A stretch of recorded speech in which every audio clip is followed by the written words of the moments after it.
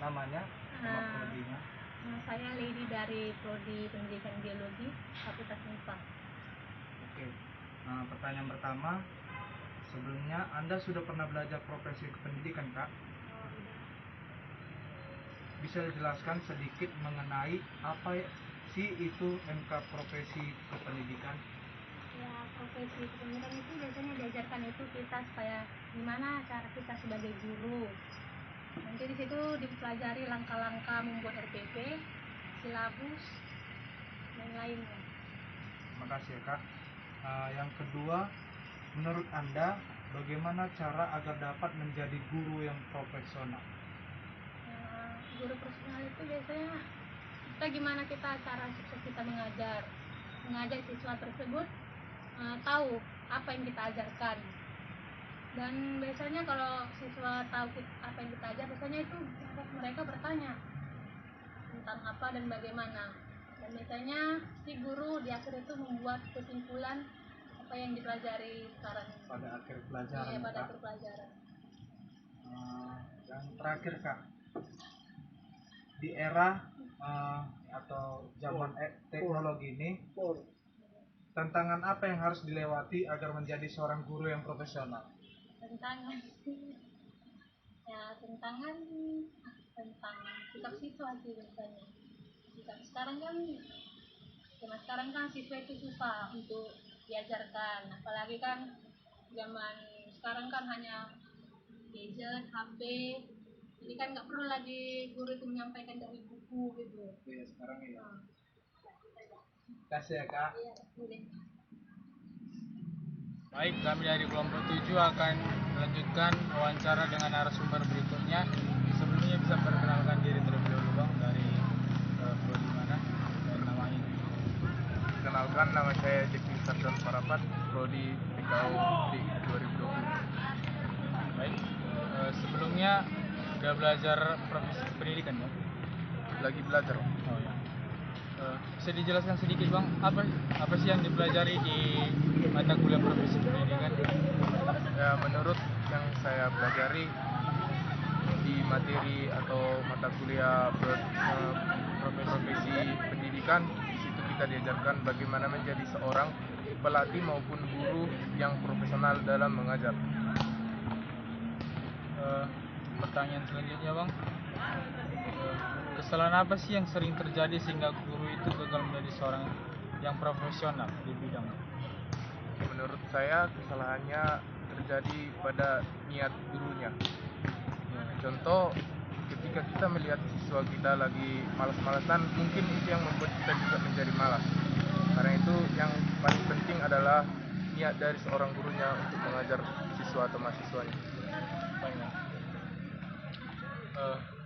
Dan pertanyaan terakhir, Bang, menurut Abang, apakah ilmu profesi kependidikan ini nanti di saat kita menjadi guru, apakah ilmu ini berguna atau tidak? Oh, menurut saya itu sangat berguna sekali, karena di situ seperti soal yang nomor pertama, di situ kita diajarkan menjadi guru atau pelatih yang profesional. Di situ juga kita akan diajarkan gimana menjadi seorang guru itu, gimana caranya yang baik mengajar, gimana caranya baik untuk memberi arahan dan sebagainya. Baik, terima kasih atas waktunya, Bang. Salam olahraga. Salam olahraga. Selamat sore, Kak. Sore. Sebelumnya, perkenalkan saya Salsabila dari PJKN Bilangan dan Fakultas Ilmu Pengetahuan. Sebelumnya, saya ingin mewawancarai Kakak dan beberapa pertanyaan tentang profesi kependidikan. Sebelumnya, nama Kakak siapa, Kak? Saya Narayani Purba, saya dari Prodi Tata Boga Teknik. Kak, pertanyaan pertama, sebelumnya Kakak udah pernah belajar profesi kependidikan, Kak? Sudah. Kakak bisa jelasin sedikit tentang profesi kependidikan ini, Kak? Yang pernah saya pelajari waktu mata kuliah profesi pendidikan itu kita membahas mengenai bagaimana menjadi seorang guru profesional, karena kita kan kependidikan, jadi harus kita ngerti kayak mana sih guru yang baik itu gitu. Untuk pertanyaan kedua, yang Kakak tahu kesalahan apa yang sering terjadi sehingga guru gagal menjadi seorang yang profesional di bidangnya, Kak? Misalnya tidak peduli dengan kemauan mahasiswanya. Misalnya dia ngajar secara monoton, itu kan mahasiswa nggak suka. Jadi jenuh lah mahasiswanya, jadi itulah sering kesalahan, makanya nilai mahasiswa juga tinggi. Jadi guru-gurunya harus mencari Iya, cara-cara cara. agar siswa tertarik belajar lebih dalam lagi.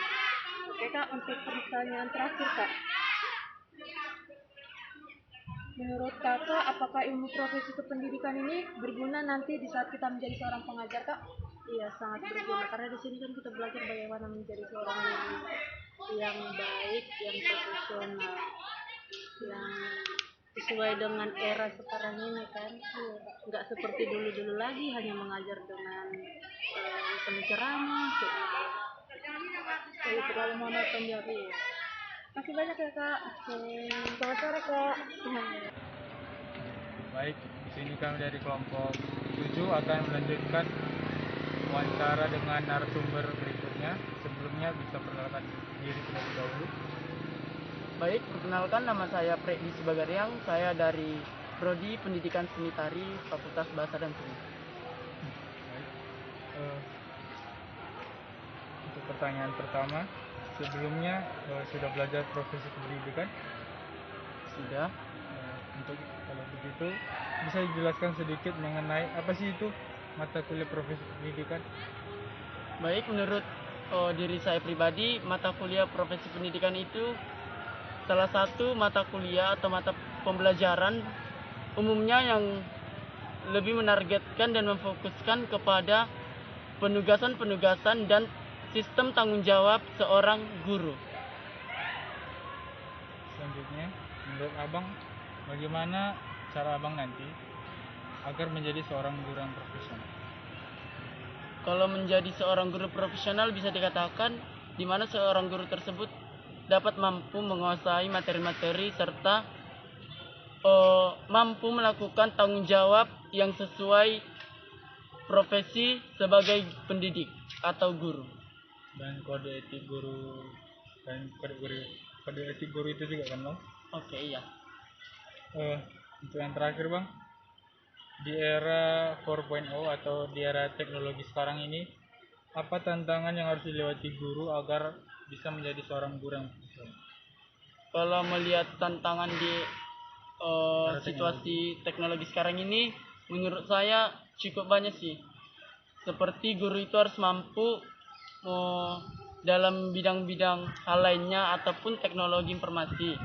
Karena kan pada situasi COVID-19 sekarang ini banyak sih guru yang masih mengeluh yang tidak dapat memakai teknologi itu. Jadi di sini seorang guru itu bukan harus pintar dalam memberikan materi di dalam perkelasan, melainkan mampu menguasai teknologi informasi agar seorang guru itu mampu memberikan ilmu kepada siswanya lewat teknologi informasi tersebut.